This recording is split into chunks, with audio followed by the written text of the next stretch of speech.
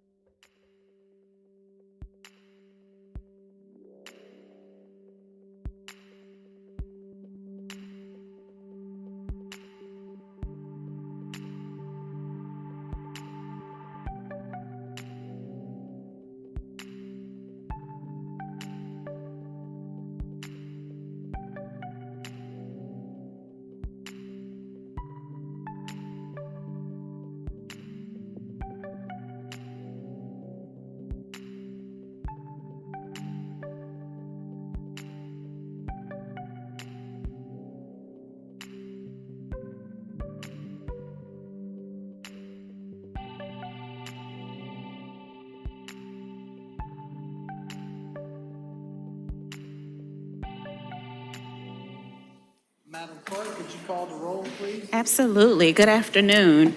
Mr. Johnson? Here. Mr. Bailey? Present. Mr. Brown? Present. Ms. Herbert? Here. Mr. Brennan? Present. And Mr. McDowell? Present. Mayor Rickaman? Here. Thank you. And everyone stand for the Pledge of Allegiance, please.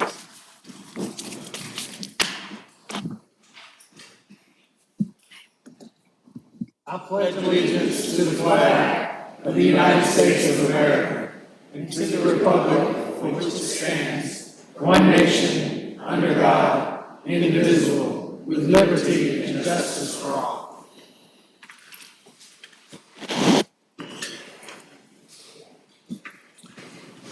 Reverend McDowell, would you mind saying a word before we start this meeting? Let us bow our heads.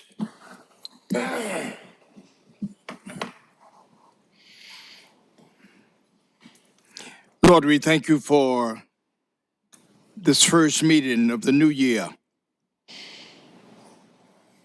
There are miles to go and things to do. We prioritized, we made schedules, and we sensitize ourselves to the needs of the city. We bless our mayor, our city manager, and those who sit around this table, that we might be sensitive this year to the needs of this community. Bless us and keep us. In the name of the Creator, we pray. Amen. Amen. Well, Happy New Year officially, Mayor and Council, and congratulations again for our newly seated council, all of you, and of course our newest member, and those of you who took your oaths again yesterday evening. We're excited about 2026. With that, we will ask for the adoption of our agenda as outlined. So moved. Got a motion and a second. Any changes, concerns? Hearing none, seeing none, Madam Clerk, could you read the roll? Mr. Johnson? Aye. Mr. Bailey? Yes. Mr. Brown? Yes. Ms. Herbert? Aye. Mr. Brennan? Yes. Mr. McDowell? Mayor Rickaman? Aye. Thank you. Moving into a period of public input, this is a time for those who need to speak to the council on items that are on the agenda. They have 3 minutes. If it is an item that requires a public hearing or is a part of the zoning matters, then that will have to wait until that time. Okay, we have 2 individuals signed up to speak during this segment.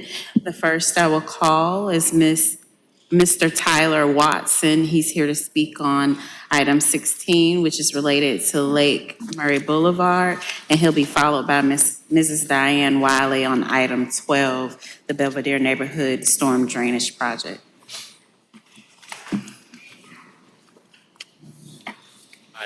I just meant to sign in. I didn't mean to speak. Okay. So I'm. We count you present. How about that? Here if you have any questions. Thank you, Mr. No Watson. worries. Mrs. Diane Wiley? Miss Wiley, you're early today. It is a little early for Miss Wiley. She's not going to speak more than once today, is she?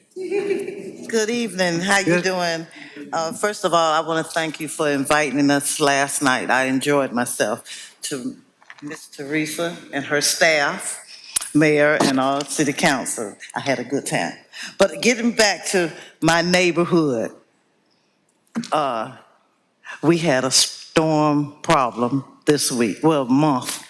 The water came back in the ditch, and it was black. There was snakes out there because it was warm, and we found a turtle out there too. But anyway, they came out today, and they had to sandblast the hole, from the street, whatever, Yes, ma'am. and got all that water out. It was just totally black. And there's no trees there. The debris is coming down, but they cleaned it up today. And I appreciate, because we need this in our neighborhood. Thurman Street have 2 ditches there, and trees are growing in it. So they're coming back to do that. And I'm on Webb. I don't care who knows my address, whoever want to come and help me clean it up. But anyway, She's taking volunteers. Anybody bored this week? Anybody volunteer? Down to Belvedere But neighborhood, she'll anyway, put you to work. all I thought about when it rained the other day, I'm gonna get flooded out again. No, I you're don't want to not. go through that again, but I thank you for this item 12, to all of y'all. And I know I gave y'all a hard time, but I liked it. You know, I liked it. But, you know, this is what, it's just like a family. This is what we do. We learn to disagree and agree and fuss and go on with our problems. And I have fussed with every one of you. And you know I got you. But anyway, I want to thank you. And Mr. McDowell, thank you. I know I aggravate you every day, No, ma'am, you don't aggravate me. you know, but I just want my neighborhood to look good like everybody else's neighborhood. You come down our streets now, it's looking better than what it used to look. Mr. Mayor, can this go down as the first thank you of 2026? Yes. Well, May I say something, Madam Mr. Clerk, Mayor? could you make a special notation in our minutes that we had the first thank you by Miss Diane Wiley? But anybody have any questions? Absolutely. May I say something, Mr. Mayor? Yeah, obviously. Ms. Wiley, we are very thankful that you're here every week, every first and second, third week. You're here. We are very supportive, and you are very supportive of your community. Your community perhaps becomes one of those communities where there is a spoken word in council every time we're here, and we're thankful for that. Thank you. We try to alleviate some of those problems, those flooding problems that happens, and we take care of them. Thank you so much for your energy, and we look forward to February. Amen. Thank you, Ms. Wiley.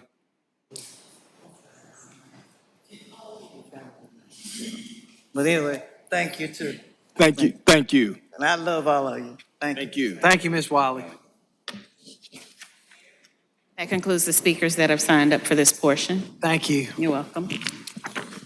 Moving into a period of approval of the minutes, for item 3, council is asked to approve the December 16th, 2025 work session. Second.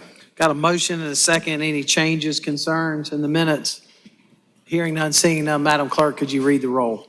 Mr. Johnson, Aye. Mr. Bailey. Yes. Mr. Brown, Yes. Ms. Herbert. Mr. Brennan. Yes. Mr. McDowell. Yes. Mayor Rickaman. Aye. Thank you. Mr. Mayor and Council, if you don't mind, I will take a moment of personal privilege. We don't have any presentations formally today, but if you see some members in the audience of the Criminal Justice Academy, or I Yes, believe, yes, they are here to do a special presentation, and I think you all will be very pleased with this presentation. I'll ask Chief Holbrook to come forward. Absolutely. Good afternoon. Thank you, Ms. Wilson, Mayor and Council. It's my privilege to introduce Chief Jackie Swindler. Chief Swindler is the director of the South Carolina Criminal Justice Academy. He is also a institutional legend in law enforcement in our state. We're very lucky to have him at the head of the Criminal Justice Academy. He reached out to me right before Christmas and was asking about our a pilot program with Rapid Shelter. And I directed him to Ms. Kamisha, and I think today he is here to tell you what they have done regarding the Rapid Shelter. So, Chief. Chief?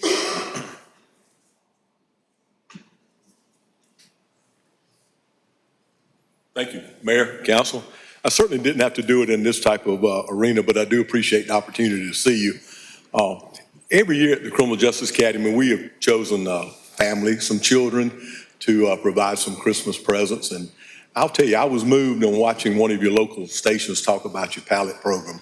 And so I presented it to, and I have some members of our executive team here. A lot of them are back working, but I have some here. And I presented that to them and said, you know, we could make a bigger impact if we could do something to maybe help with this project. I know kids love toys and play with them. A lot of times in a couple months, they're gone. But I thought if we could do something to maybe help with this project, we could make a difference in the life of someone out in the cold and such. So I asked my friend the chief, and he told me about the project a little more. And so we set a task of trying to purchase one of these pallets, whatever, $800 and something. But I have Captain Eunice with me also, who is over the basic training with the recruits. And I said, how about pose it to the students also? We're trying to teach these young people entering law enforcement that this job is holistic. It's about serving others and about making a difference. And so we posed this that maybe you could help contribute to this. So our goal was to be able to purchase one. But I tell you today, I have some money orders here for $2,722. So that can do 3 plus. So, thank you. I trust that it'll make a difference. And I tell you, Columbia City is an example of what police should be doing in community policing and making a difference. And we just recently hosted the Serve and Connect, do the Greg's Groceries. And we did over 2,000 boxes that one day. So the officers carried that food around to help. And so I'll tell you this real quickly. Harvard did a study 2 years ago on why people are happy in their work. And the 2 main reasons is, number 2, is that you constantly learn and are trained, and police are constantly training their whole career. But the number 1 reason people are happy at work is they have a chance to make a difference in people's lives.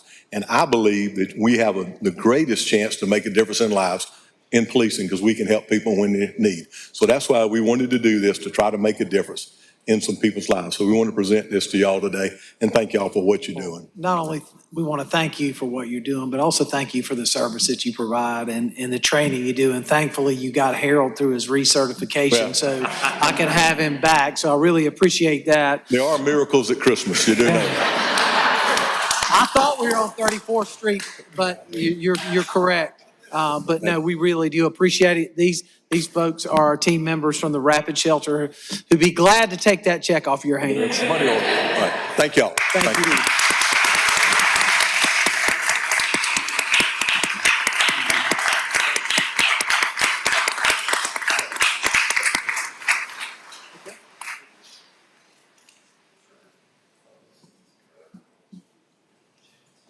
As they're taking their photo op, Jonathan and Niaja, who Kamisha can't be here today, our Director of Homeless Services, but those 2 are hands-on with the program. And there's so many wonderful people like Chief Swindler and his team, that are also making these donations and interacting with our Rapid Shelter community. So we've established a foundation, and I wanted to put that on the record, that these funds are going directly to service provision for the people at Rapid Shelter and the new recovery community that we've developed. And so we're just so appreciative and thankful. And we've had to establish a foundation because the donations are coming in. Another resource that we're using, and I'm going to say this now as we get to the consent agenda, Mr. Mayor and Council, are the South Carolina Opioid Recovery Funds. And you'll see on tonight's agenda, on your consent agenda, I think the first 3 items, 2 of them at least, all 3 are related to our work with homeless services, but 2 of the items, our wonderful Office of Neighborhood Safety and Engagement under Dr. Trevon Fordham's leadership, and again, the Homeless Services Director, Kamisha Hephart, and her team, Niaja's here, they're administering those funds. And so the first item, number 4, is actually, again, for the Midlands Housing Alliance, which is that ongoing commitment this council's made. But I know you all have asked for ongoing review and partnership and work that's happening at Transitions. Now that we have the Recovery Community Center across the street from it, Kamisha sent you all a note about how well that's going, and we feel like those security services still at Midlands Housing Alliance is necessary for right now. We'll review it through the end of this fiscal year, but it's a partnership that seems to be helping with what we've done across the street from Transitions. And then, of course, the number 5 and 6 are the items that are funded by South Carolina Opioid Recovery Funding. The Courage Center is one where and the funding from South Carolina Opioid Recovery is intended to expand handoff programs and recovery services. That's one of the items that you can use the funds for. So this is in direct alignment with that. And the Courage Center will fund the salaries of 2 full-time peer support specialists, providing services at Rapid Shelter and the Recovery Community Center. And then, of course, the Neighborhood Safety and Engagement, item number 6, is an award to Innovative Solutions in Counseling. And they are actually working with us for the distribution of naloxone or other FDA-approved drug reverse opioid services and for overdoses. And so they will help with that. And these funds, we think, are going directly and being used directly as they should be in the community. So we wanted to amplify that since it's on your agenda.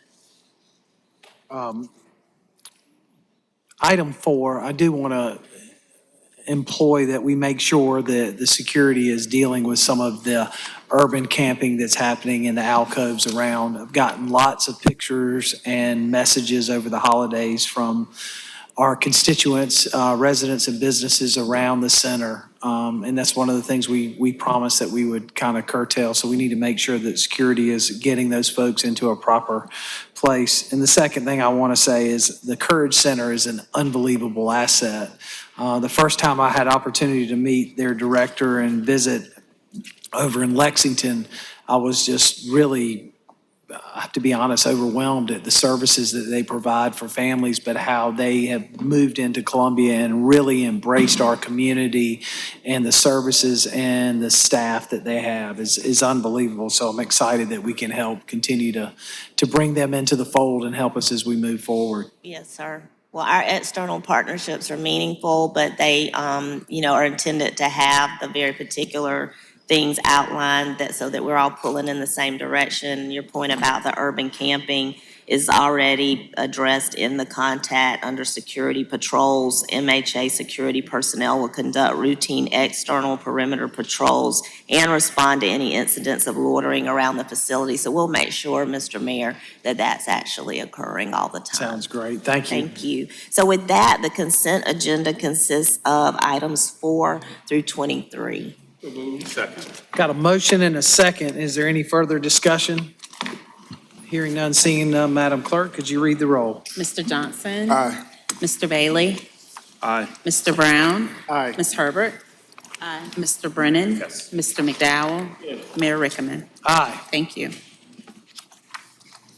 Thank you, Mayor and Council. Ordinance's second reading, item number 24, ordinance number 2025-109, authorizing the city manager to execute a purchase and sale agreement between the City of Columbia and the Kessler Enterprise, Inc., and any necessary deeds, assignments, bills of sales, and other closing documents for the sale of Washington Square Office Building at 1136 Washington Street, Washington Plaza Parking Garage at 1112 Washington Street, and the Washington Plaza Retail Shops.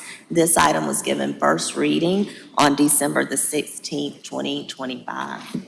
Is there a motion? So moved. Got a motion, is there a second? Second. A motion and a second. Any further discussion? Yes, Mr. Johnson. Mr. Mayor, first of all, thank you. My question for my own edification as a newbie, Madam City Manager, could you help me get my arms around just the process that what got us here? Sure. And we've talked about this a lot, honestly. The discussion of process started back when we were at the press conference much earlier last year, when we were talking about our own office space that we were upfitting at 1401 Main. At that time, we also were beginning a process of real estate sales of our own city properties that we've continued to do and are so excited about doing because we're now seeing the commitment of quality developers who are interested in these properties. And so to do that and do it seamlessly, we engaged a commercial broker to help with that process. That is something that we are allowed to do as a government. It is in our code, and we do not have to necessarily follow any particular RFP or RFQ process as long as for a purchase and sale of property, it's in our code section 210. That we are able to purchase real property for public use and sale real property as well. But the procedure to do that when we want to sell is to have it appraised, which of course occurred by a licensed South Carolina certified general real estate appraiser. It's then deemed surplus by myself and of course in conjunction with our team and our legal staff with my discretion to determine the method of the disposal to be used. Councilman Johnson, it may include but not be limited to a sealed bid process, listing the property with a private broker, as I described we did with this contract for sale on your agenda.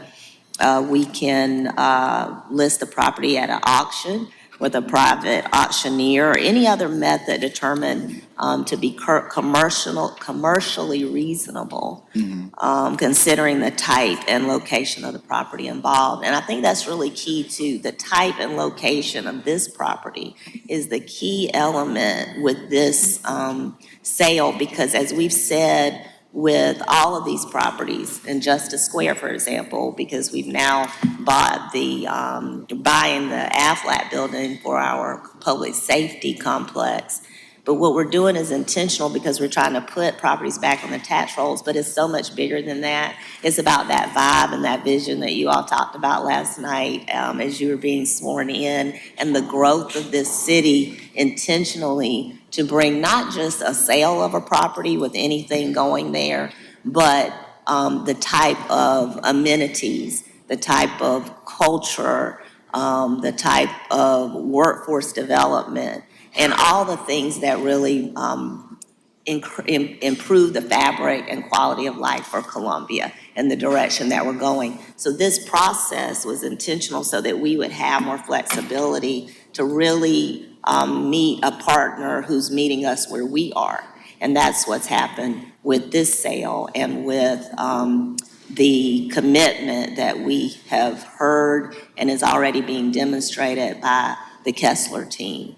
So that's the process that we followed. It's really a template that we intend to keep following with, for example, like I said, the sale of Justice Square. We've got Bull and Taylor on the market and several other city properties. Thank you, Madam City Manager. You're welcome. Madam Clerk, will you read the roll? Yes, sir. Mr. Johnson? Aye.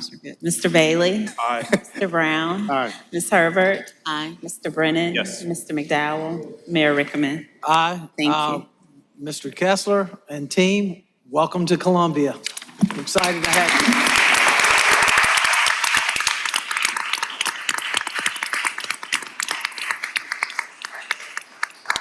It'll be very exciting. Thank you. Thank you for your investment and your commitment.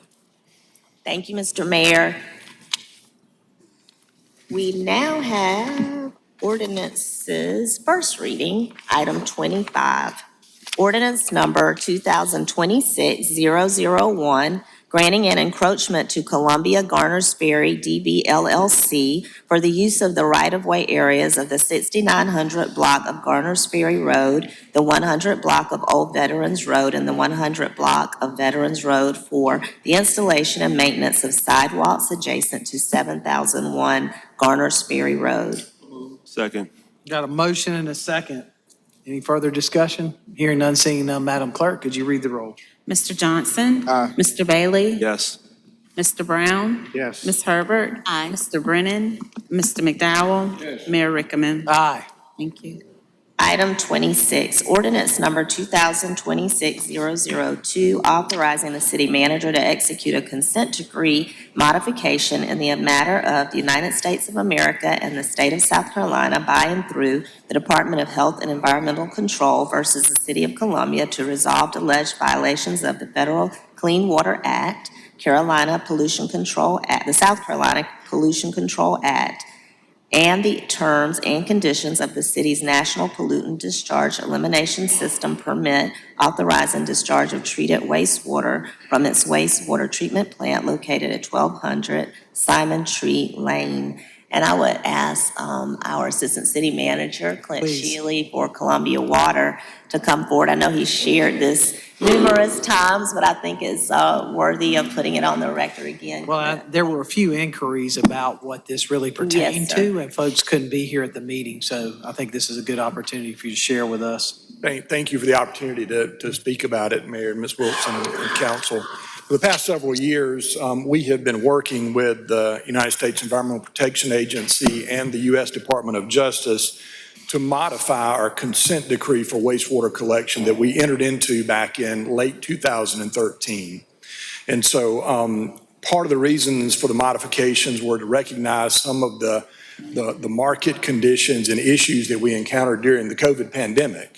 And through negotiations with our partners at EPA and DOJ, they elected not to use the force majeure clause that's in the consent decree, but just to do a modification to give us a little more time to execute some very important projects. These are areas where we're not spilling sewer. So that's very important. No environmental damage based on this additional time. It gives us some time to execute 4 major conveyance projects, about $70 million worth of investment, again, without any harm to the environment, but without placing a growth moratorium on our system. So it allows us, they've been very reasonable to allow us to continue adding a customer base, not having sanitary sewer overflows, growing our system, and as we rehabilitate and build the capacity that we need for the future. So very excited that we've been able to reach this agreement with EPA and Department of Justice. They've been good partners with us, and ask for your consideration tonight. Happy Thank to you. answer Any questions for Clint? All right, thank you. Thank you. Thank you, Mr. Shealy. Thank you, Clint. Madam Clerk, On that one, is there a motion? thank you. Is there a second? Second. Madam Clerk, could you read the roll? Yes, sir. Mr. Johnson? Aye. Mr. Bailey? Yes. Mr. Brown? Yes. Ms. Herbert? Aye. Mr. Brennan? Mr. McDowell? Yes. Mayor Rickaman? Aye. Thank you. Item 27, ordinance number 2026-003, authorizing the city manager to execute an estoppel certificate and agreement between the City of Columbia and Core Columbia Hampton LLC. So moved. Got a motion, is there a second? Second. Got a motion and a second. Any further discussion or questions? Seeing none, hearing none, Madam Clerk, could you read the roll? Mr. Johnson? Aye. Mr. Bailey? Yes. Mr. Brown? Yes. Ms. Herbert? Aye. Mr. Brennan? Mr. McDowell? Mayor Rickaman? Aye. Thank you, Mayor and Council. We'll now move into our zoning planning matters. Second reading is our first item 28, an amendment to the Unified Development Ordinance to add short-term rentals as a principal use subject to standards. I know Andrew Livingood, our zoning administrator, has been working tirelessly and with you all in the item. And I know you've met our new planning director, so he's diving right in as well, Justin Steinman. We do have 2 folks who signed up that had not signed up, but were here for this item. And if it's the will of the council, you can let us know if you'd like to hear from them as well at some I would point. say let's go ahead and listen to the 2 folks who signed up and then ask Andrew to come forward and kind of walk through the process from here out. Okay. Thank you, Mayor. We have Mr. David Bergman.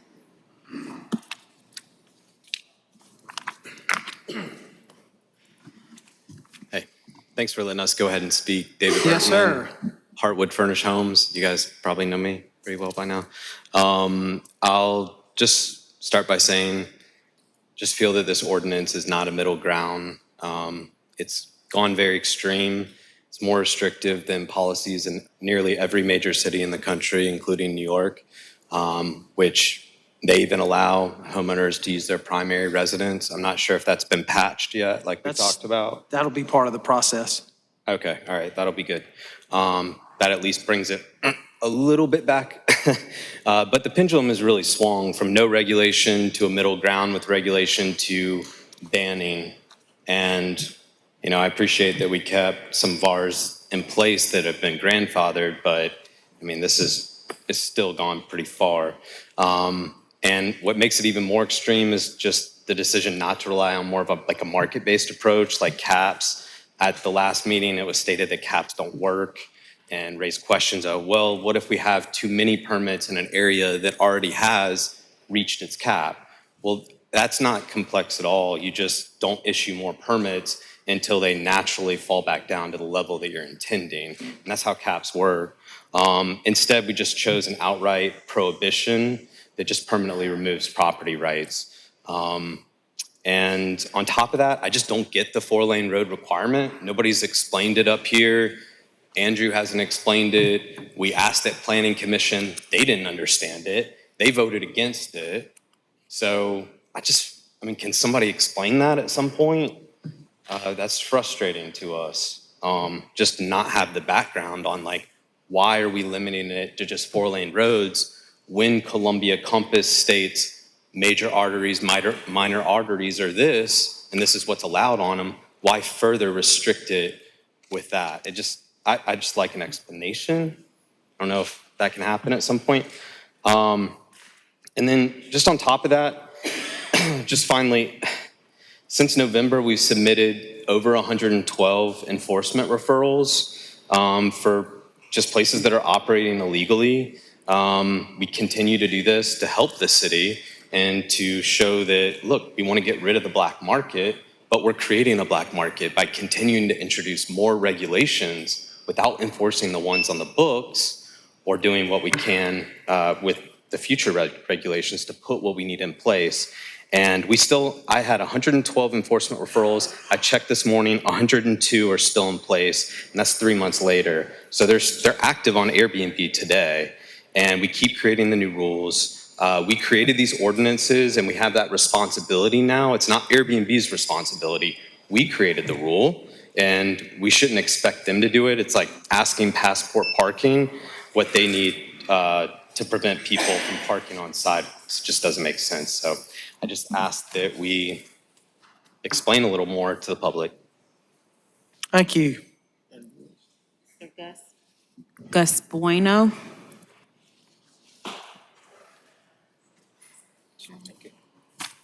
Good evening, everyone. I did not prepare anything today. I'm really in the same boat as David. I've been coming to those meetings, and up until this moment, the changes have been put in place, have been giving no explanation. So can we get more clarification on that? Why are you changing the ordinance, an ordinance that have never been really enforced with the funds that were collected from the hospitality taxes that we... You mean the one that we sued for to get because they wouldn't pay us? That one? In the beginning, we had to submit it ourselves. So if you were to go after anybody, it should be us. I would say probably the taxes you're not getting is the people that did not have the permits because they're not following the rules. So it was the people who collected from you, Airbnb, Verbo, et cetera, who weren't paying us. We had to sue them, so we had to pay to get the money that was owed to us. That's part of the delay. We also, since the last meeting... When did that lawsuit happen? I'm sorry. Last year. Last year? Okay, because up until November 2024, we were responsible for collecting those fees and submitting the taxes to the county, to the city. No, they have to pay a fee as well, and they weren't paying them. Well, that's, I think, an addition, and that doesn't change moving forward, right? You still have to sue them if they're not paying. Well, they're paying now. And so that's great, right? The city is getting the revenue, but what is this new ordinance is trying to accomplish?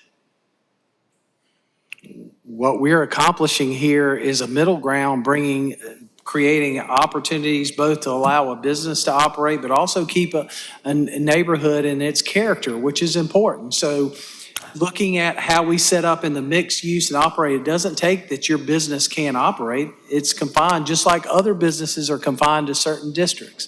And we said from the beginning, when we started this process with Airbnbs, and this, we were going to look at it once we had all the data. Well, we've proven that a third of the folks don't obligate. We have now hired our folks, our part-time and other, and we're aggressively going after folks. That takes time as well. It doesn't happen overnight. Secondly, we've been inundated by all of the folks on both sides of this issue of problems in the system. So we've come up with what we believe is a fair, which is obviously an opportunity to change down the road. But right now where we stand, neither side is completely happy. So that tells me we've created the right thing. I haven't taken anything away from you, and I've created opportunities for you. So Well, I would say that's far from middle ground. but now from your That's viewpoint. just a fact. No, that's You not a are fact. not. That You're is from telling your me you can viewpoint. create Airbnb somewhere else in the city.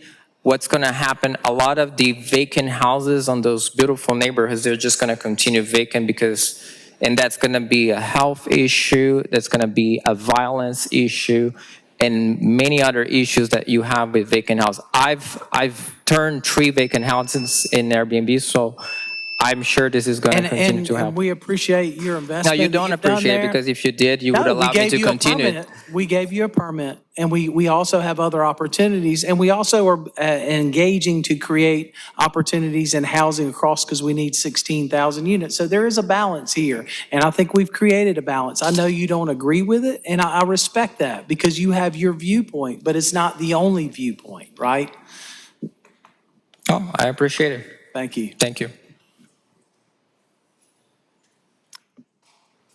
Thank you, Mayor. Andrew, I'm sorry. No, you're fine. Thank you. Yeah, and I wanted to get Andrew up to talk, because I want to make sure that there are a couple things. The procedure from here out, the owner,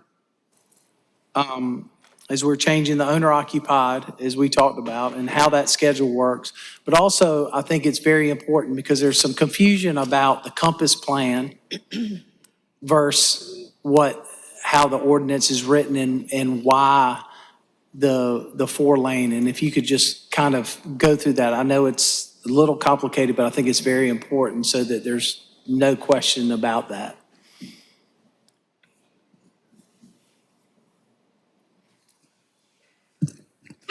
Sure thing. Hi, Mr. Mayor, members of council. So first, I'll talk about the time frame and the owner-occupied provision. As many of y'all remember, at the public hearing and the first reading on December 16th, council directed staff to look at a way to amend the ordinance as proposed to do a carve-out, so to speak, for owner-occupied dwelling units. And so to do that, what we are going to do, and what we have already advertised, is an amendment to go to the Planning Commission January 15th for the specific purpose of adding that carve-out to this proposed ordinance's language. So today at second reading, if you hold second reading, obviously that is today. And then January 15th, which is a Thursday, Planning Commission will consider a new amendment, which would take the definition of owner-occupied with just some minor modification from Chapter 5, where it is determined on the county assessor's granting of that 4% rate. And if a dwelling unit, again, is on a property that has a 4% rate, then they would be allowed to be a short-term rental, even in a residential district, without being subject to the conditions of the 4-lane road. And so February 17th. Clarify, just want to make Yeah. sure everybody understands. If you own your home and you want to rent it out, that is your right. The only thing that we require is that you file for a permit, correct? Right, and that is a requirement that already exists through the Chapter 5. Yeah, it's owner occupied, correct? Yeah, owner occupied, and you would have to maintain that ability to keep your property taxed at 4%. So Planning Commission, again, they make the recommendation to council, and so that amendment would return to City Council on February 17th for a public hearing. And then March 3rd would be an anticipated second reading of that ordinance. And it is my understanding that the moratorium there would be a first reading and a second reading to coincide with the first reading and second reading of that amendment. Mayor. So March Yes, ma'am. 3rd is the end date. Yes, I'm sorry. And just for my clarity, my understanding is that we're going to do the second reading today so that then this ordinance and all the current changes are accepted. When it goes to the Planning Commission, we're not sending all of this back. We're only sending the part about the owner occupied for them to make a decision. Correct. Is that correct? The direction we received from council was that the maps and the basics of the ordinance were fine, but they wanted the amendment to have that carve out for short-term rental. So Planning Commission would be considering only this amendment to have a carve out for single-family owner-occupied dwelling units. And the only reason I ask that too, because I don't know if it was that they didn't want to approve it, but I do believe they thought it was a lot of information and trying to understand it. So now we're only sending one part of it, which should be easier to make a decision on or less complicated. I think perhaps, you know, you as a council have had many discussions on short-term rentals and Planning Commission had the one. And so this will be the second time, but again, it is for that very specific purpose of that carve out for the owner-occupied dwelling units. And I think you asked also about Columbia Compass, and as a reminder, Columbia Compass is a policy document. In writing the ordinance as before you today, the reason why we reference the arterial and collector streets within the Columbia Compass is because we wanted to make sure that we defined something that can be pointed to that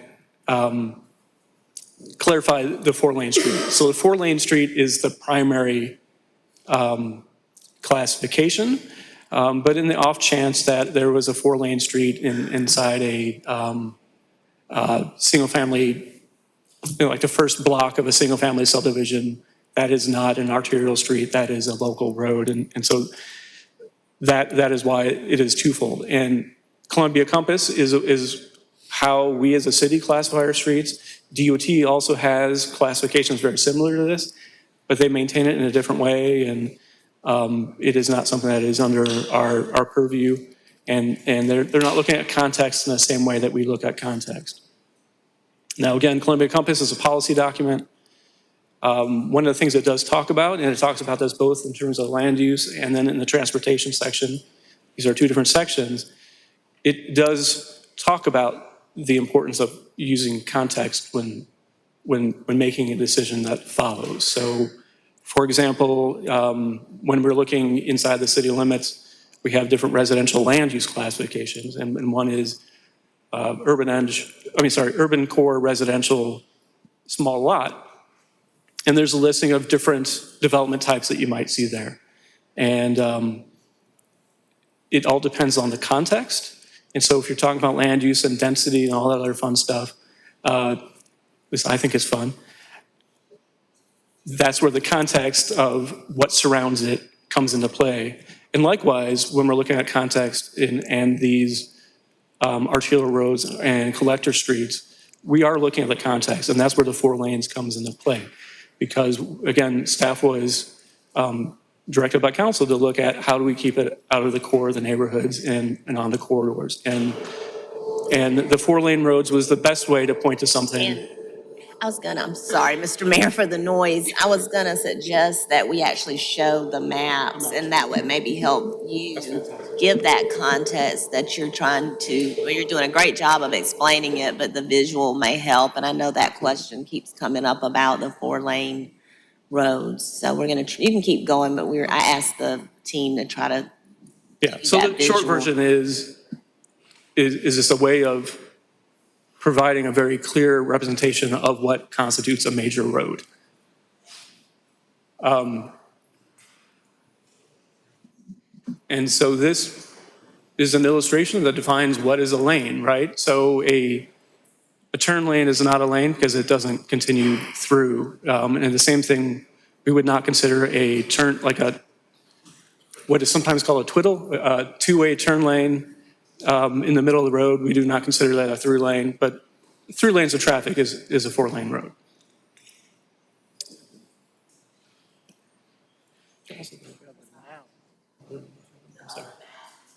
Yeah.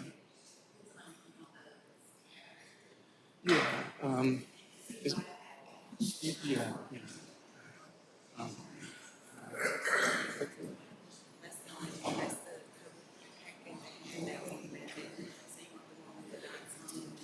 Yeah, so.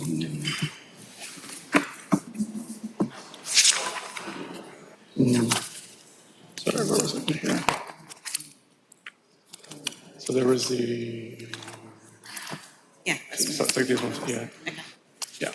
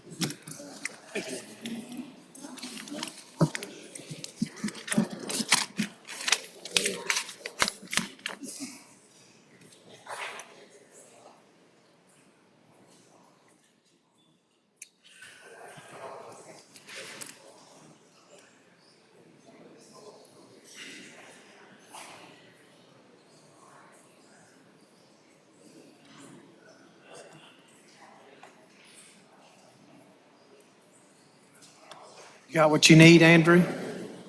Yeah. Okay.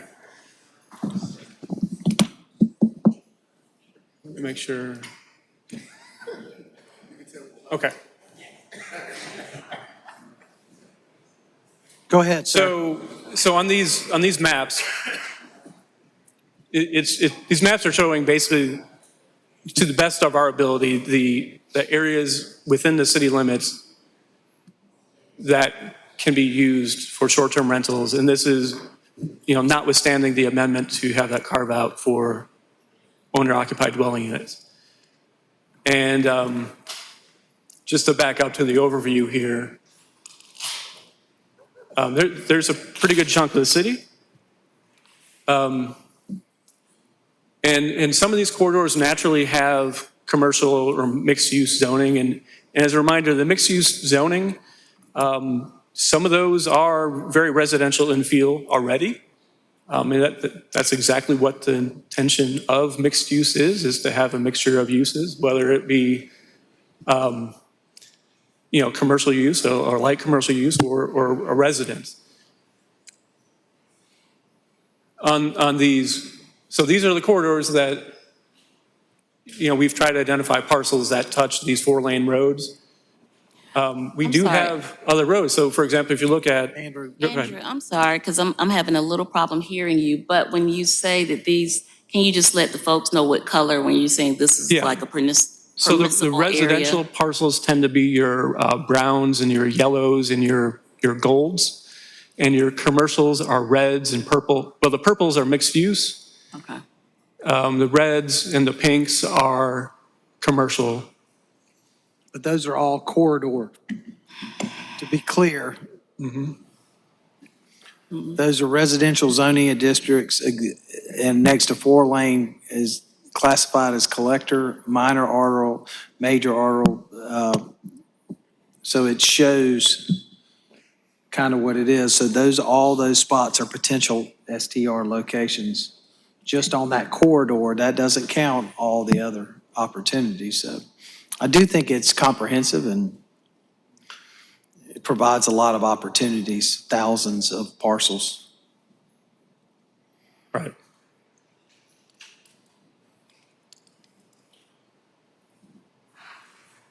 You know, this is the northeastern portion of the city, out towards And a lot of Woodbury that Farms. area that's shaded in there is not in the city. The majority of that is the county. That's correct. And one thing I will mention is these maps don't show residential planned unit developments or planned unit developments that have commercial areas in them because they're essentially their own zoning district and it gets too hard for us to parse that out on a map.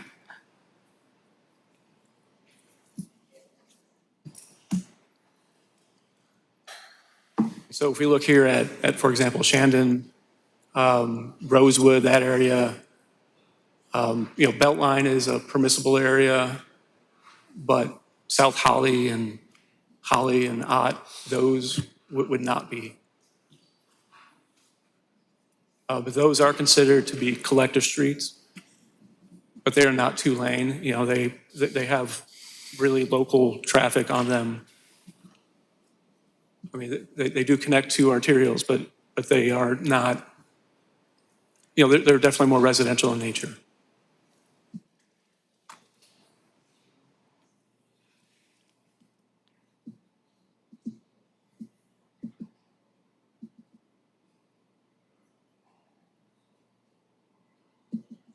Any other questions? I don't have any questions. I do have unless I'm missing it, for those who maybe represent one district and they don't know how some of the other areas throughout the city look, that other folks can readily identify, if you could maybe note the neighborhoods for those who don't necessarily get out Can you as start much. with District 1?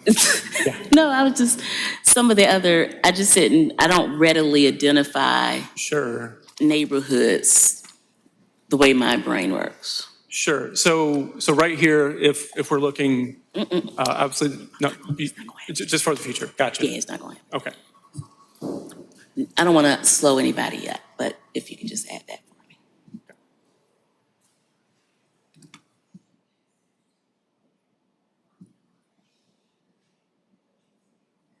Yeah, I think we can work with GIS to get this on a viewer.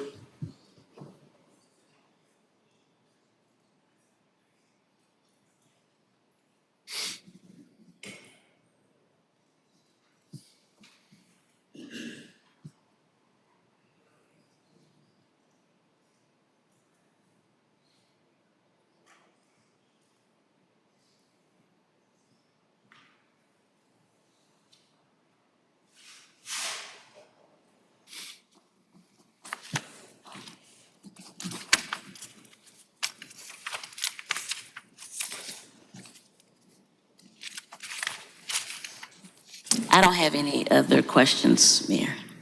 You don't? Any other? Andrew, do you have any more that you want to share with us at this time?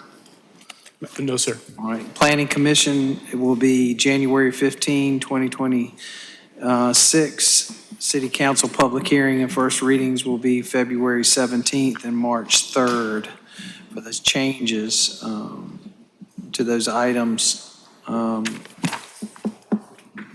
for owner occupied.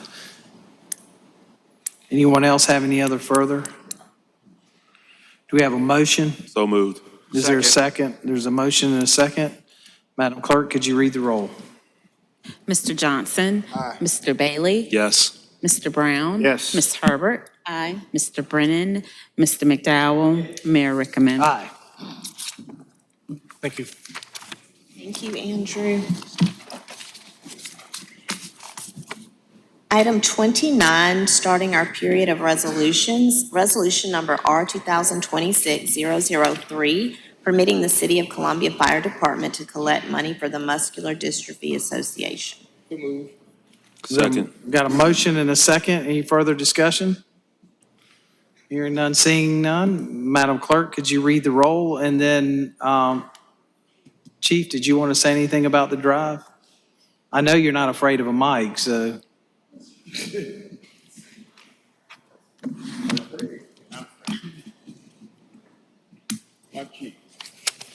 I'm never afraid of the mic. Just thank y'all for passing this. This is a very important endeavor to this department. And I didn't bring a boot today, but I do have my shoe if y'all want me to pass it around. I left my wallet at home, I'm sorry. Okay, thank you, I appreciate it. Mr. Mayor, can I ask a question? Yes. Shanique, can I give money out of my expense account that I don't use to the chief for this? Okay, thank you. Chief Jenkins, would you come forward, please? Mic's on. Trying to stay under the radar. Yes, sir. Just a word of thanks to you, Chief. 2 weeks ago, you and members of your fire team, your team, fed over 600 families. We don't take that lightly. They did everything. And for your work and for your teamwork, I think we need to say thank you for all that you did.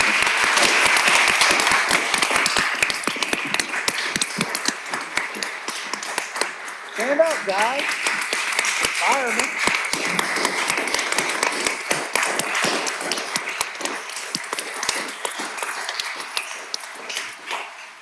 Well, You've been an inspiration to a lot of people.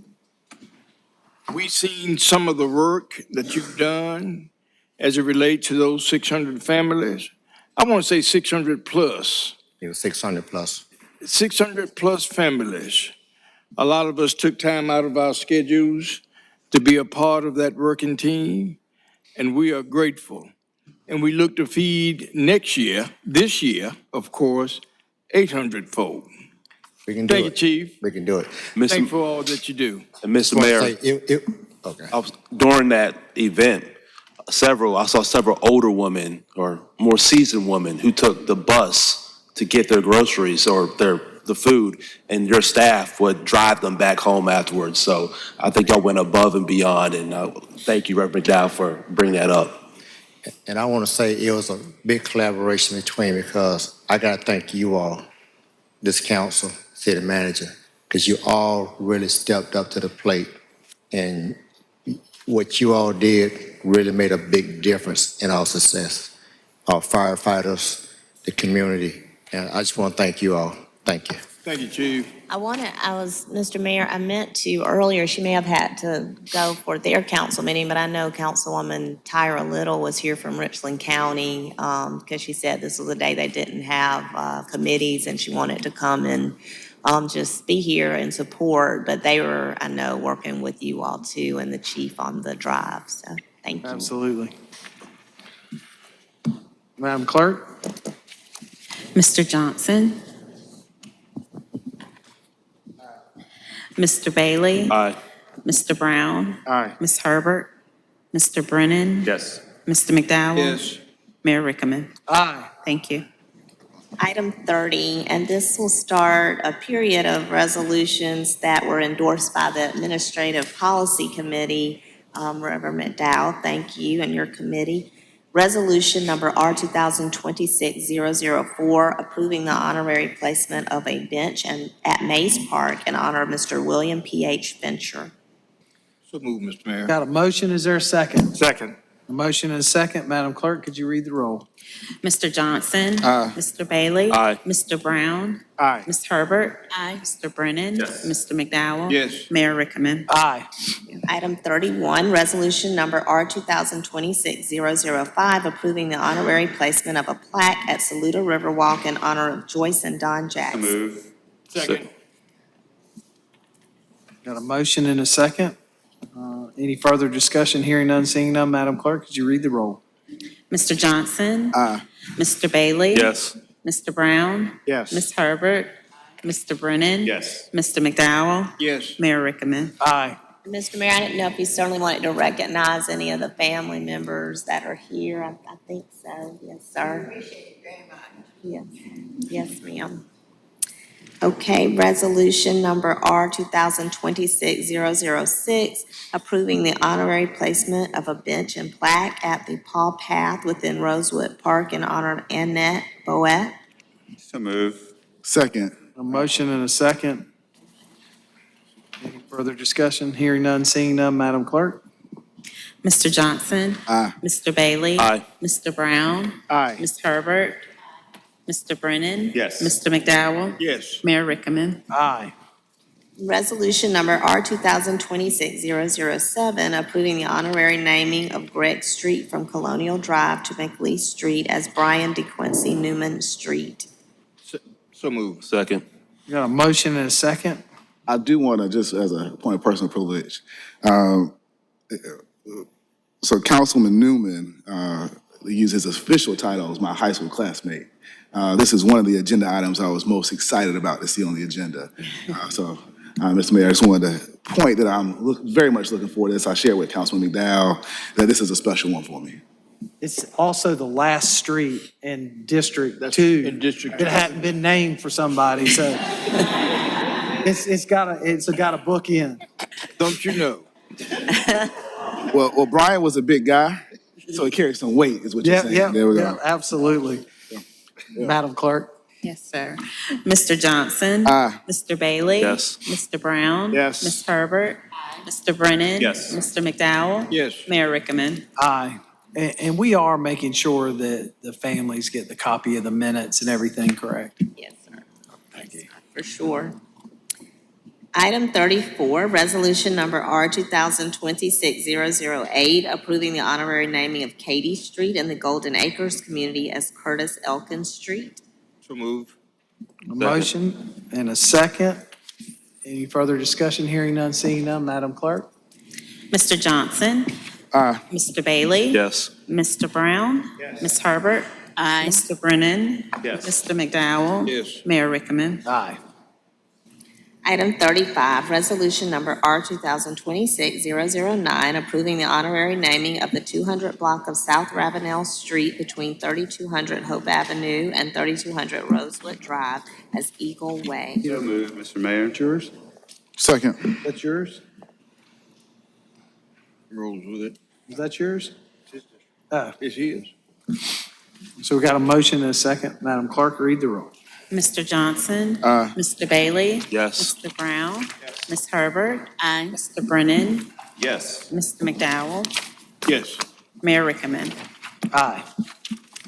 And we have one event resolution, item 36, resolution number R 2026-002, authorizing consumption of beer or wine beverages only at the Cottontown Art Crawl at Cottontown Bellevue Historic District in the neighborhood borders of Elmwood Avenue, Bull Street, Main Street, and Confederate Street on Saturday, March the 7th, 2026, with a rain date So contingency. move.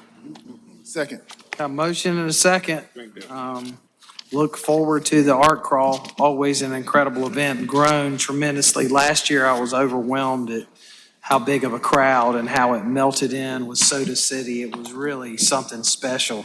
Very excited about this year's. Knock on wood for beautiful weather.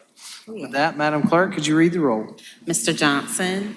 Aye. Mr. Bailey? Yes. Mr. Brown? Yes. Ms. Herbert? Aye. Mr. Brennan? Yes. Mr. McDowell? Yes. Mayor Rickaman? Aye. Thank you. Mr. Mayor, this is the period for City Council committee referrals, reports, and new business. I would say that we are going to present, I will share with all of council recommendations for our committees. We've got a new member, so we'll be plugging him in into various and shifting a couple. We also will be voting at the next meeting on our mayor pro tem for the next year. So we look forward to those. But with that, I don't have any committee meeting from, I think we just covered Ed's committee with the last 6 items. Anybody else have anything? Mr. Johnson. Just wanted to thank everyone, city staff, Shanique. I put this in an email earlier, but I just wanted to thank even my colleagues. Last night was a tremendously special for myself, my wife, our two little girls, to be sworn in. Excited to serve the city of Columbia. I saw Councilwoman Little earlier, but certainly to have most of county council there, to have a number of our members of our delegation there was extremely special. And so I just want to say a huge thank you to everybody.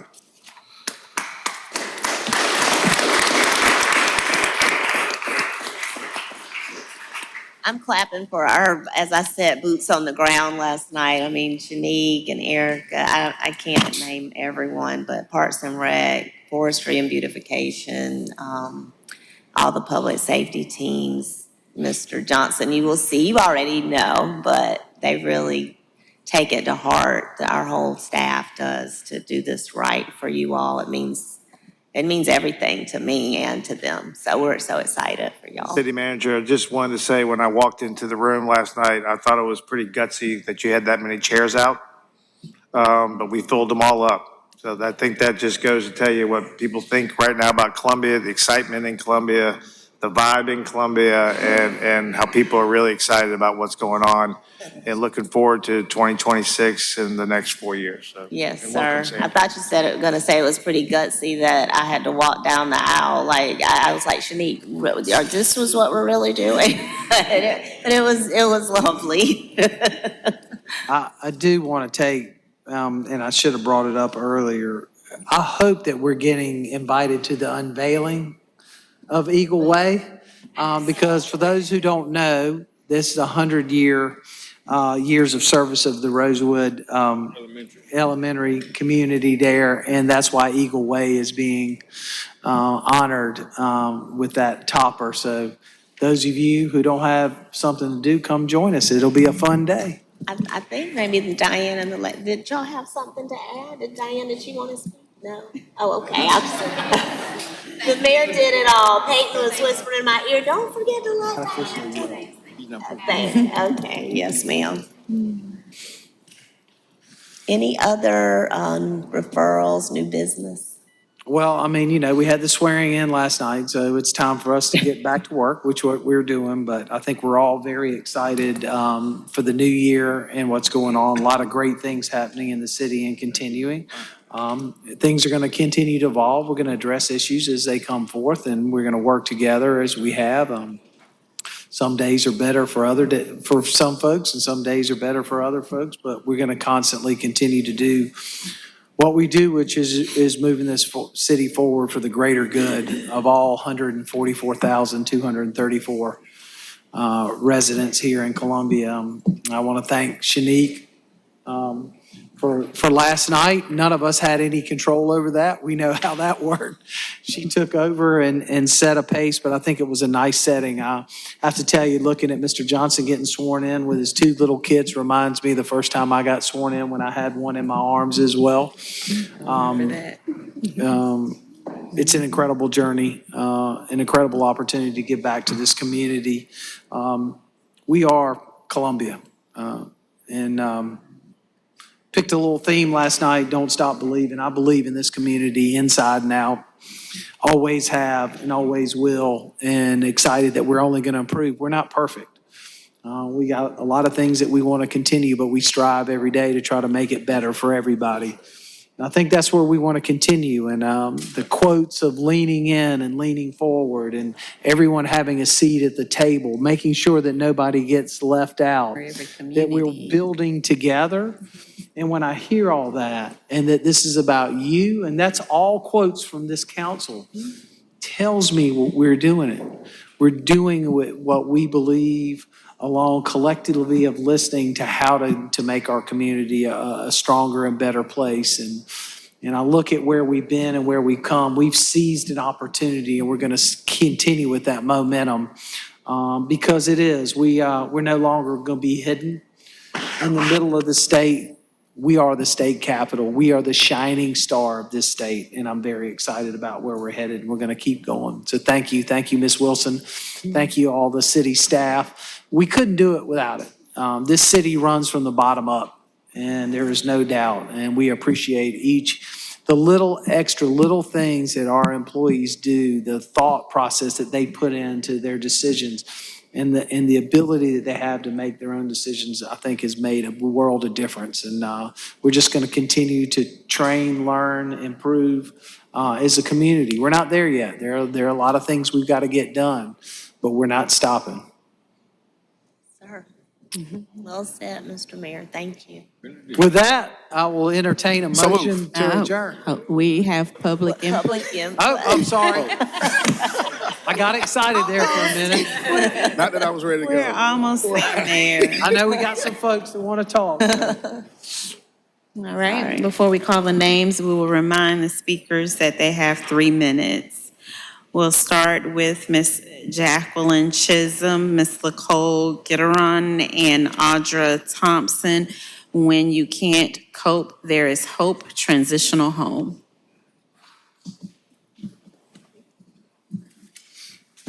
Hi, good afternoon, Mayor and council members. My name is Jacqueline Chisholm. I am the founder and executive director of When You Can't Cope, There's Hope Transitional House located here in Columbia off of Leesburg Road. Thank you for allowing me the opportunity to speak. Our organization provides structural transitional housing for adult women who have taken the first steps toward stability and now working toward independence. These women who have completed treatment or achieved initial stability are focused on maintaining employment, continued education, reconnecting with families, and becoming productive members of our community. Our role is not crisis housing. Our role is to provide structured accountability and support during transition to long-term independence. We operate with clear policies, professional oversight, and accountability. Our residents are carefully screened and required to follow curfews, maintain sobriety, and participate in programming and seek or maintain employment. This structure is intentional. Stability reduces recidivism, lowers reliance on emergency services, and supports safer and healthier communities. Transitional housing is a critical part of the community of care. When women are supported during this phase, they are far less likely to return to homelessness, incarceration, or repeated system involvement. Our goal is simple and measurable: to help women move forward, become self-sufficient, and contribute positively to the community. We are committed to being a responsible neighbor, operating in compliance with all regulations, and maintaining transparency and community with the city of surrounding community. We appreciate the city's time, consideration, and continued commitment to responsibly committing community development. We look forward to being a positive and collaborative partner with the Columbia area and also surrounding areas. Thank you. Any questions for me? Thank you. Thank you for being here. Thank you for sharing this information. I'm just curious, who have y'all partnered with so far? So far, Goodwill. We partnered with Goodwill. Yes, ma'am. We partnered with Voc Rehab. We partner with local communities like grocery stores, Publix. We partner with Costco. And those are the people that we partner with. I've only been open for like 7 months now, so it's a newly established transitional home, but so far we're doing very well. Ms. Wilson, would it be appropriate if she had a conversation with Ms. Hepard? I mean, I'm just sitting there, I was looking at, yeah. I think I spoke with you. Yes, ma'am, and I'll make sure. I'm saving Might be this a for great her. place for referrals coming out of It the sounds like recovery it. center. Absolutely.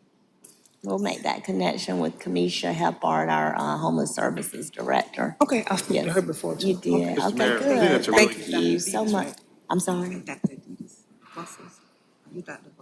No, I'm not Dr. Bustles. Okay, now I'll connect with you afterwards. Okay, thank you. Yes, ma'am. Yeah, Mr. Mayor and Ms. Wilson, I think that's a really good point. I think as part of the next phase of where we're headed, we have to have this better collaboration of services and the fit for who's most appropriate for what program.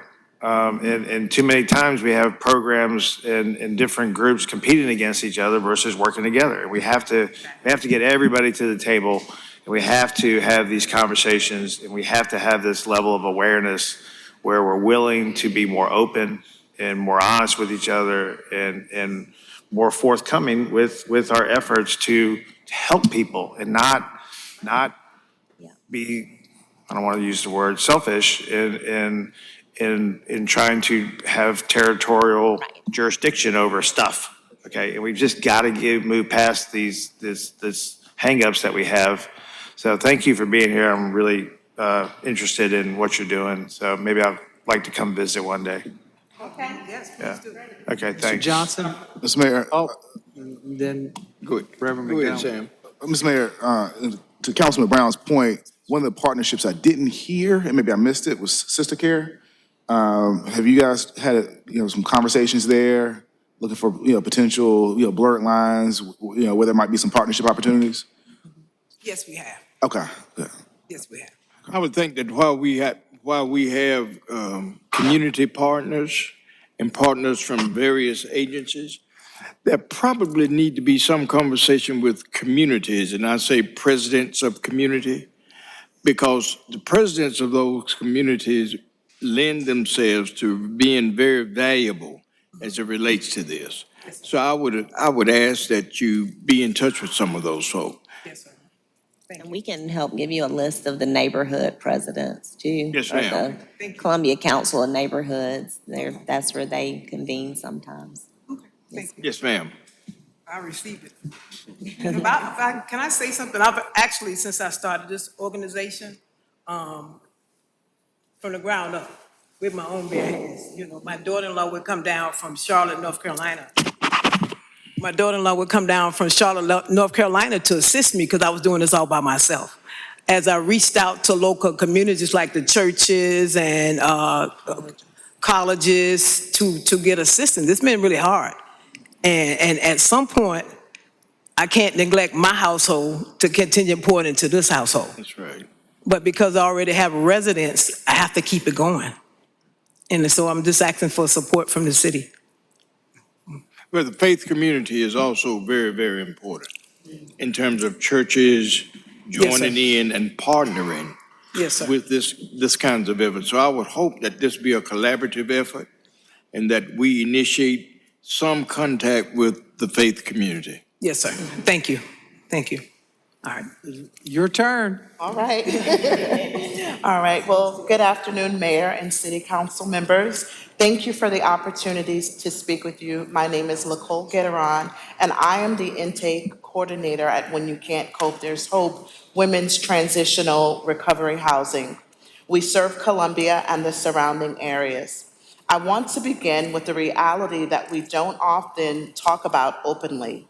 In South Carolina, over 45,000 residents need substance use treatment. In 2023 alone, our state lost 2,157 lives to overdoses. Yet in our region, there are no long-term women-specific recovery housing programs to address trauma, addiction, homelessness, and reentry together. That gap forces women to leave Columbia to find housing, or worse, return to unsafe environments that restart the cycle of addiction, homelessness, incarceration, and family separation. Our program exists to interrupt that cycle. When You Can't Cope, There's Hope is a 12-month Stability First recovery housing program designed specifically for women. We provide safe housing, intensive case management, life skills training, employment support, and family reunification services. Most importantly, we allow women the time to stabilize before being pushed into survival mode, because recovery does not happen under constant crisis. And the impact is measurable. For every woman who completes our program, the community sees an estimated $134,000 annual return on investment. That's $24,000 saved in emergency services, $30,000 in reduced criminal justice costs, 20,000 in public assistance savings, 35,000 in economic growth through employment, 25,000 in child welfare prevention. Our target outcome includes 85% program completion, 80% employment, and 90% placement into permanent housing. This is not charity, it is smart preventative policy. We're asking for the city's partnership through recognition, collaboration, and access to funding opportunities so we can expand our services, strengthen infrastructure, and keep women in Columbia instead of forcing them to rebuild their lives somewhere else. Thank you. Thank you. Mayor, Yes, ma'am. I just wanted to add, I don't know if you all picked up one of our agendas tonight, or if you're familiar with the opioid funds. Yes. We made allocations tonight on this agenda, and I do want you to at least touch bases with Dr. Trayvon Fordham. He is over the Office of Neighborhood. Engagement. Is that it? Neighborhood. Safety engagement. He's over there in that blue suit. Because I don't know if we have funds available, but he may be able to help you see where funds are. Okay. And I will say, keep at it. It's hard to get funding 7 months in, just to be honest, the big dollars. But keep going and establishing your record and your ability to deliver results. And I think that you all will get the necessary funding that you need eventually. Thank you. Thank you. Thank you so much. Good evening, Mayor and members of City Council. This is my first time. My name's Audra Thompson, and I'm the Program Director for When You Can't Cope, There's Hope. I have over 3 decades of experience in counseling. I have re-entered the workforce after retirement from the state of South Carolina, specifically for this project and the women that we serve. Women who are among the most vulnerable members of our community often slip through the cracks. Many enter traditional shelters, while they are important, may be overcrowded, temporary, and not equipped to address their complex needs of trauma, addiction, and homelessness. Our housing program at When You Can't Cope, There's Hope offers more than a bed. We provide stability, safety, time to heal, treatment, life skills, and the capacity to rebuild trust. Our program is unique in providing combined services such as counseling, recovery support, mental health care, job readiness services, case consultation, case management, referral, and continuum of care services. With me, the licensed counselor and the certified counselor. With these programs in place, women are far more likely to achieve long-term stability. As mentioned earlier, it is not just the right thing to do, it is the smart thing to do. But most importantly, this is about human dignity. Our women are not statistics. They are daughters, mothers, sisters, and neighbors. And with the right support, many can and they do recover. I've been a witness to seeing this happen. But recovery cannot happen without a safe place to sleep, heal, and to plan for their future. So I just want to thank you all for your service, your continued service to the community and the city of Columbia, and your willingness to listen and collaborate and support us in our endeavors. Thank you so much. Thank you. Thank you. Oh, any questions? No. Thank you. No, ma'am. Thank you. Thank you all. Thank you. Mr. Wade Fulmer. In transit, before I get to the 3 minutes, always a happy new year. Feel better here. Thank you, sir.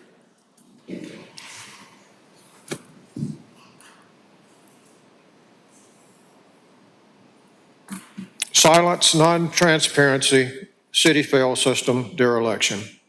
Blue collar, give me a truck driver. Blue defined as hands-on workers doing the details tasks. While at the forums, I did not hear one incumbent credit line or staff workers. After conclusion of the American Legion Forum, I had never seen a white collar move so fast. A neighborhood leader received an incumbent's person-to-person campaign talk. We need more Kit Smiths, more Miss Dianes, Tamikas, Columbia College students' voices, demands, and votes for candidates who will run and work with transparency, integrity, for accountability of every wrong obstruction. Mayor and council avoidance, silence, no replies are not representation, but failure. Forum questions illuminated again the city politic broken system.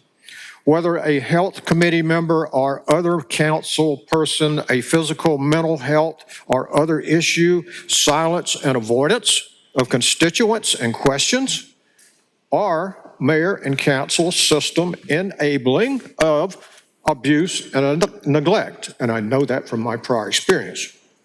My first mental health advocacy was 40 years ago.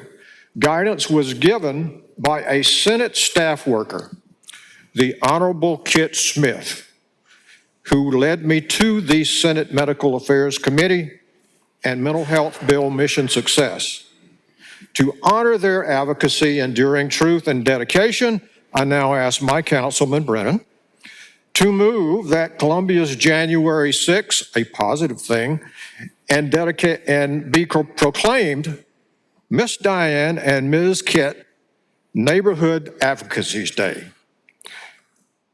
As I've reminded Mayor and Council, now into the third year, with facts and documentation, with emailed and spoken questions, yet received no replies, not one replies, but silence.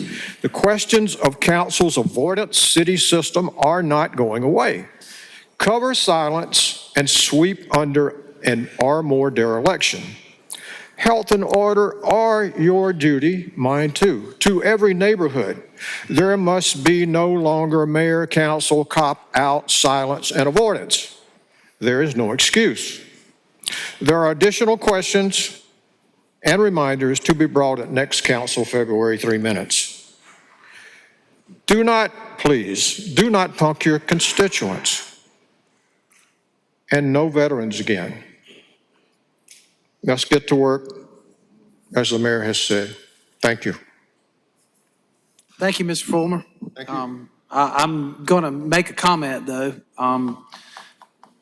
You keep saying that we're silent and that we're not transparent, which I got to totally disagree with you. Most of your argument is about a case that involves you and a neighbor who had a court case, and that case was resolved by a judge. You, unfortunately, were not on the winning side of that. You've made accusations to this staff. We've answered. Our staff has met with you. Our attorneys met with you. We've responded to you. And Attorneys you, have no, not no, met with sir, me. this is my time. Sure.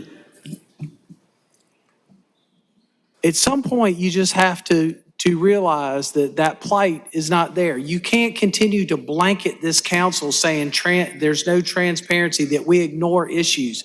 We've invested more time and effort into our neighborhoods, into mental health, we propped up the Rapid Shelter. We put in a director of homeless services. We're going after every grant that's out there to make differences in our community. And every time you've stood up here, you've just made accusations. You've never come up with a clear plan, a clear solution, or a suggestion that made sense. You just made accusations. And I've got to tell you, at a certain point, we can do a lot more by working with solutions and ideas than talking about some past that's an individual issue, not a citywide issue. It is truly an individual issue.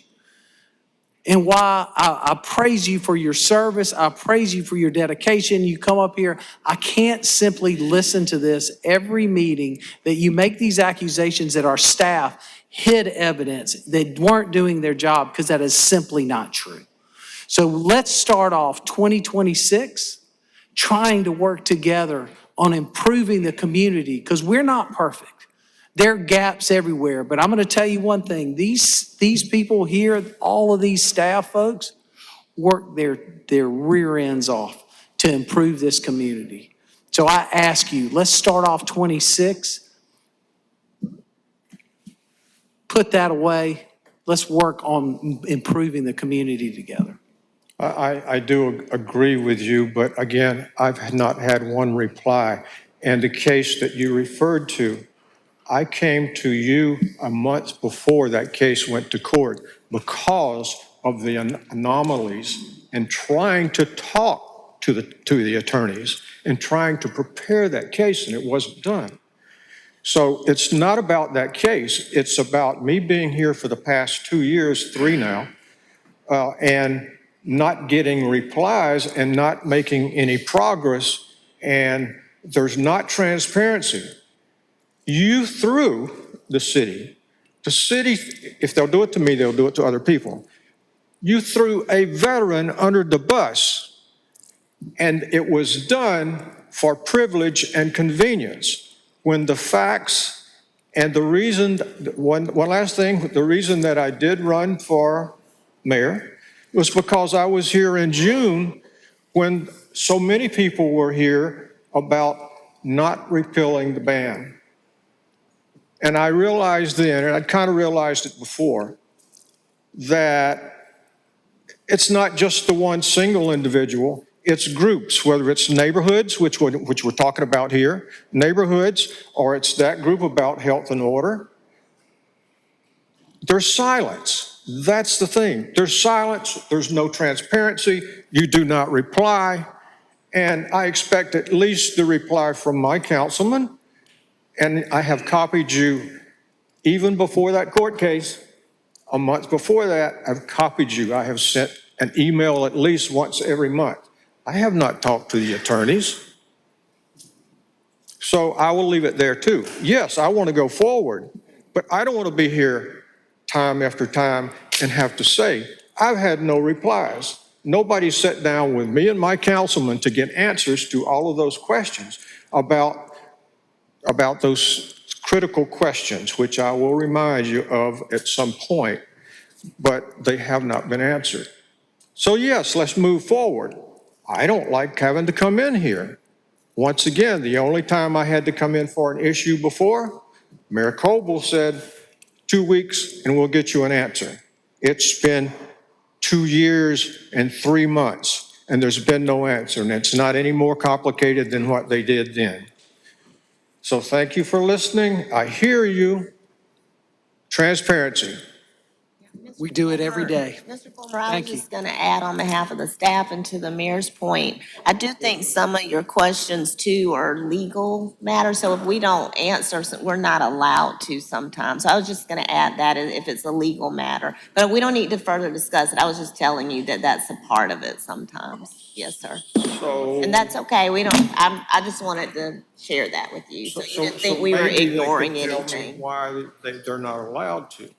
Because if the same 10 questions are there and they're Yeah, critical questions. well, it's because, litigation and all the things that come with that. So that's why. But we can talk offline. Yes, sir. Okay, Okay. thank you. Thank you. Thank you. Mayor, we have Mr. Ronald Davis, and John Black will close us out.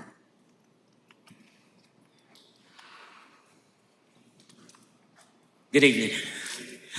I'm Ronald Davis, the president of Historic Waverly Community. And I certainly want to thank Ms. Wilson. She worked on Saturday. She emailed me on Saturday. I didn't know the city worked on Saturday. Oh, yeah, we do. And all of her staff that she emailed called me this week, emailed me. And I got all the information I need. And I thank Brother Hatchett over there. I call him all the time, David. I'm good friends with code enforcement. And I try to, but let me tell you why I'm here today. When you know better, the great poet Dr. Maya Angelou says, you'll do better. She said that. Allen University and the DDR Commission, they know better.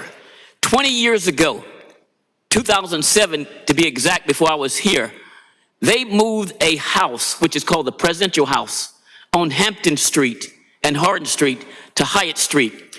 20-some years, that house just sit there under 3 presidents of Allen University and an interim. No one has ever lived in that property. And I'm here to tell you today that that property, when I was elected 18 months ago by the people of Historic Waverly, I came to this committee here, to the council, And safety was one of my main concerns, and you voted. You gave me speed bumps. You gave me four-way stop signs. And I'm here today to tell you that this house and these pictures, and I've got a lot of pictures from code enforcement, a whole lot of them, is completely destroyed. Alan and this DDR board made some agreement, and they didn't hold it. And now, right now, if the news media come and a student, and they go in that house all the time, they go and they spreading joy, getting into activities, smoking, if you will. The homeless go in there. If that house falls, and it will, it's just a matter of time. And Councilman McDowell knows what I'm talking about. He rides past that house every single day. Under what I've researched, that property does not have jurisdiction. I'm not a lawyer, but it clearly states that only 3 officials work for the city of Columbia: code enforcement, the building inspector, and the fire marshal. And the fire marshal already said they're not even going to go in there if that structure falls, if it catch a fire. So that tells me today that if the fire department won't even go in there, then why is it still standing? Why is Allen University still in court for 2 years?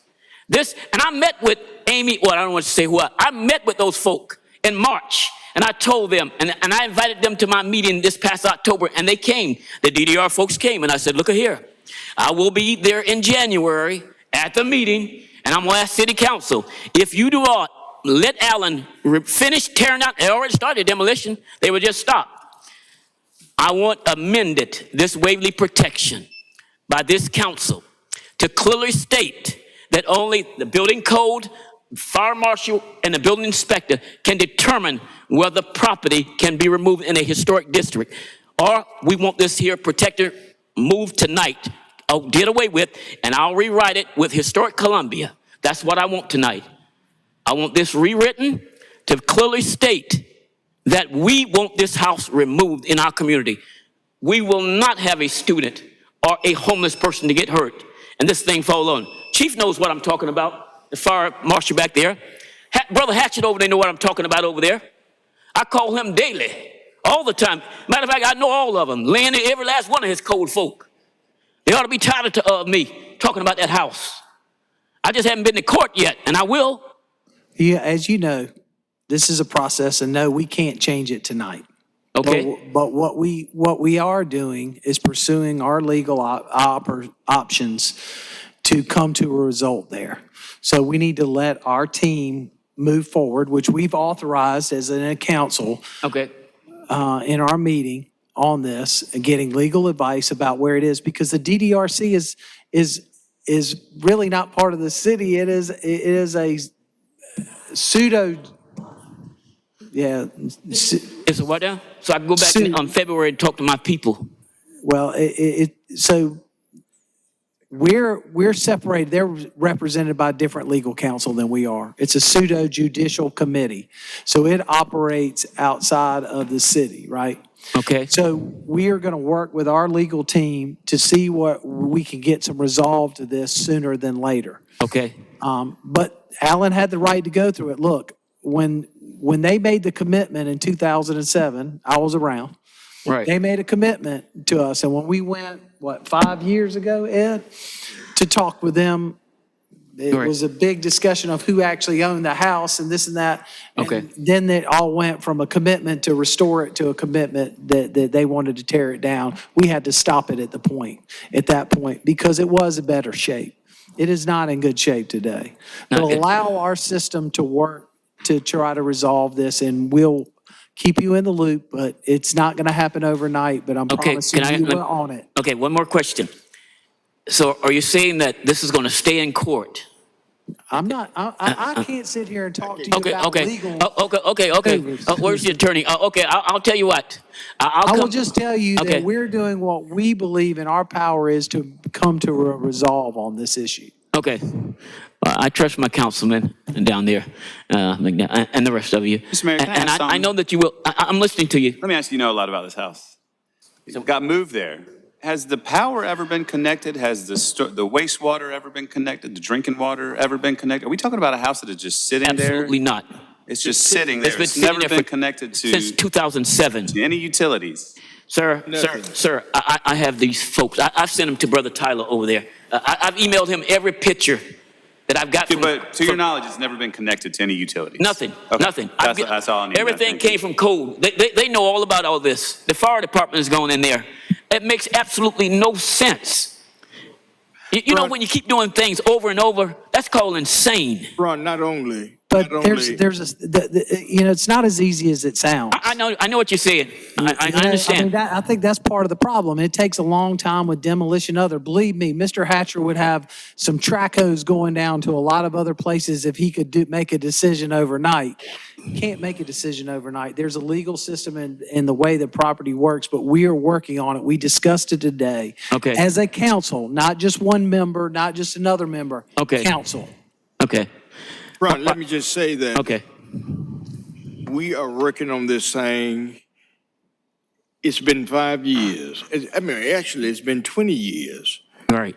Nothing has been done on this house other than slapping some white paint That's it. on the wood. Other than that, it is dangerous. Right. Mr. Hatcher and I have had a conversation. We've talked about this saying, if students are in that house. Absolutely. When it falls, somebody's going to get killed. Simple as that. Absolutely. But I want to say assuredly, we are working, this is not the first time this council has talked about this issue. Okay. In 21 Hyde Street. Okay. So it's on the drawing board. I All right. can just say that to you assuredly. Okay. All right. I thank you so much. And I'll you, Ron. continue to talk to Code, and they'll continue to do what they need to do, as well as the building. Someone called me today and said that they're going to walk through the house. No. Jonathan. Well, there's no need to walking through there. I got the pictures to tell you what it looked like. You do that. It's bad. If it was bad 2 years ago when Todd wrote it and said it's unsafe, then guess what? This is 26. Why walk through the house? Todd already said it's unsafe. He don't need to go back over there and walk through the house. We don't need anybody to walk through that house. They're going to fall through the ceiling. They They're don't gonna need fall to go through over there. the Exactly. flooring. Todd's already said it's unsafe. So, Ron, I want to say, Okay. thank you for your passion. Thank you for this. The community stands behind you and stands in the gap. Okay. This house it's an eyesore Right. for our community. Thank you for being there and thank you for your passion, man. I appreciate that. Thank you so much. Thank you. Thank you, Mr. Davis. The only other thing, and I'll get up to speed, I wasn't in that conversation earlier. I know there is new leadership at Allen, so just for clarity on the record, since we're talking about this, the ownership is still with the school. That's what I think. That's And only not very say that. clear. We believe that's where it is. Okay, and I only say that because, as coming into something new sometimes and being, an administrator, we do need to make sure that the new president is apprised of it. If he is indeed, if it is in the clear ownership and responsibility of the university. I imagine Mr. Davis was there the minute he got sworn in. I'm sure. But I mean, that might help move the process along if all, I think our we got a minds game. can, yeah, okay. Mr. Black. Yeah. Good evening. And for the record, I've received emails and text messages from Ms. Wilson at 10:30, 11 o'clock at night. So I appreciate her. I appreciate y'all all coming up here to say this, but that says a little bit about me. I need to do better. So anyway, not to give Chief Jenkins a bigger head than he's already received tonight, but today I'd like to take a moment to acknowledge and recognize a leader whose actions reflect the very best of public service, compassion, and integrity, Columbia Richland Fire Chief Aubrey Jenkins. On November 30th, a fire broke out at a local apartment complex that displaced 5 families totaling 27 individuals. In the aftermath of that fire, I was able to place 3 of those families, 7 adults and 10 children, at the property that I manage. Later, I was provided doorbell camera footage showing these families, including these young children, escaping under a rolling flames above their head. While we're thankful that no one was physically injured, The emotional toll, especially on children between the ages of 2 and 12, was undeniable. Every one of those families lost everything they owned that night. Seeing that footage changed me, and I knew that simply providing housing wasn't enough. These children needed something positive, something healing, to help counter the trauma that they had just endured. So I reached out to Chief Jenkins with an idea to allow the children to meet firefighters, engage with them, and even play on a fire truck, turning something terrifying into something empowering. I explained the goal was to help de-traumatize the children and give them a new memory tied to firefighters. Chief Jenkins' response was immediate and without hesitation. He simply said, "Tell me when and where." At the same time, I reached out to our community on social media seeking donations for the children could replace some of the toys that they had lost. Because of the incredible generosity of this community, we were able to provide each child with a $50 Walmart gift card along with many donated toys. On Christmas Eve, we gathered with the families in my office. Chief Jenkins arrived with members of Engine 6, some of the very firefighters who had responded to and battled the fire just weeks earlier. Those firefighters personally handed out the gifts and gift cards to the children. But what happened next is what truly set this moment apart. Chief Jenkins, using his own personal funds, provided an additional $30 gift card to every single child. He didn't seek recognition. He didn't announce it. He simply did it because it was the right thing to do. Please allow me to run over my 3 minutes. I'm almost done. That speaks volumes, not just about generosity, but about leadership.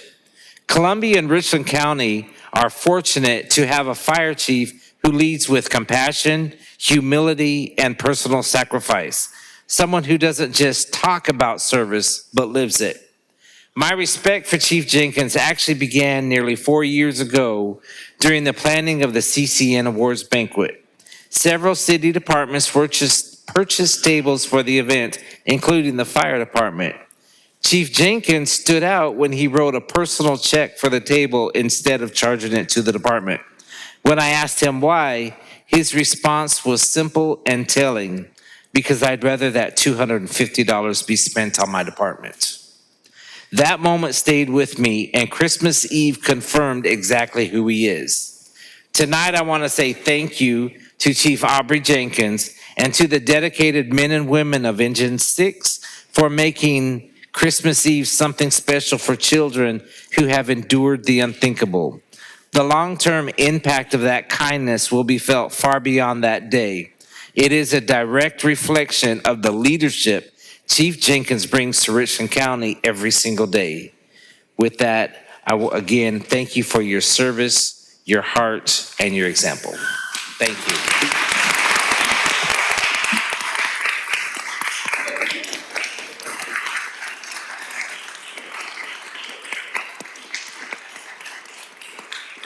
And if I could say one more thing about him. About 2 years ago, April of 24, the Richland County Neighborhood Council, I got him there to speak. He thought he was just coming to speak as the fire chief, but we actually presented him a 45-year plaque. And I have to say, it was funny because he admitted he was speechless and had nothing to say. Probably the first time in history.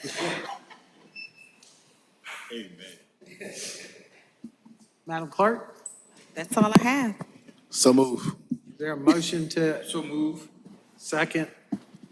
Madam Clerk? Yes, sir. Mr. Johnson? Mr. Bailey?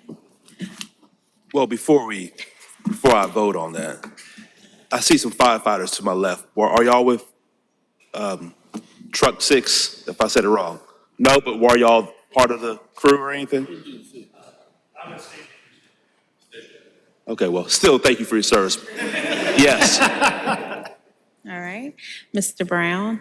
Aye. Ms. Herbert? Aye. Mr. Brennan? Yes. Mr. McDowell? Mayor Rickaman? Have a good evening. Welcome, Councilman Johnson.